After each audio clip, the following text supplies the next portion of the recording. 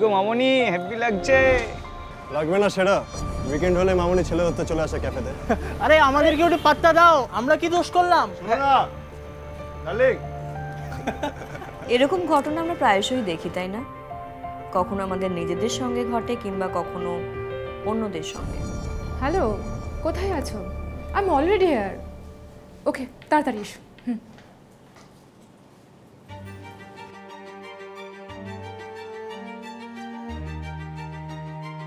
সমাজ বদলেছে, সমাজের মানুষের চিন্তা ভাবনা দৃষ্টিভঙ্গি বদলেছে, এমনটাই ভাবতাম। এই সমস্ত ঘটনাগুলো দেখার পর আপনারা এখনো বলবেন যে সমাজ বদলেছে? কোথায় তুমি? এরকম তো আমাদের জন্য কেউ ওয়েট করতে পারে নাকি? ওয়েটার! একটা মেয়ে তার জামা কতটা বড় পরবে, বা ছাড়ুন, যদি কেউ ছোট জামা পরে রাস্তায় বেরোয়, বাপরে বাপ, ছেলেরা তো একটার পর একটা বাজে কমেন্ট করতেই থাকে। One cappuccino please. কফিটা তো কেউ আমাদের সাথে তো খেতে পারে নাকি? এরকম একটা হট মে পেলে, ভগবান। এই ভাই, কি করতে বল একটু, আমি কিন্তু শুনি। বল বল না। আপনি একটু ভেবে বলুন তো, কোথাও একটা এই পুরো বিষয়টাকে আমরা নর্মাল ভাবি না? আমাদের মনে হয় না যে সমাজে এটাই তো স্বাভাবিক, ছেলেরা তো মেয়েদের ছোট পোশাক পরা অবস্থায় দেখলে খারাপ কমেন্ট করবেই। কিন্তু সত্যি কি তাই করা উচিত? উইকেন্ড হলে মামনি ছেলে মামনি, হ্যাপি লাগছে।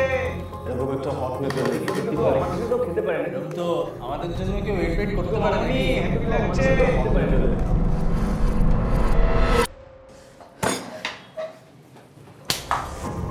এরকম একটা হট মেয়ে পেলে কি করতে? না না, বলো কি করতে? কি বা করতে পারো তোমরা? একটা মেয়েকে হ্যারাস করা ছাড়া কিছু করতে পারো? একটা মেয়ে ছোট জামা কাপড় পরে এলেই সে খারাপ মেয়ে? একটু আগে বাইরে দাঁড়িয়ে কি যেন বলছিলে, হট হট কি সব বলছিলে, আরো কি সব বলছিলে জানো? আমি এখানে ছেলে ধরতে আসি, আমার ব্যাপারে অনেক কিছু জানো দেখছি, তা সারাদিন এরকম হট হট করেই বেড়াও নাকি কোনো কাজকর্ম করো?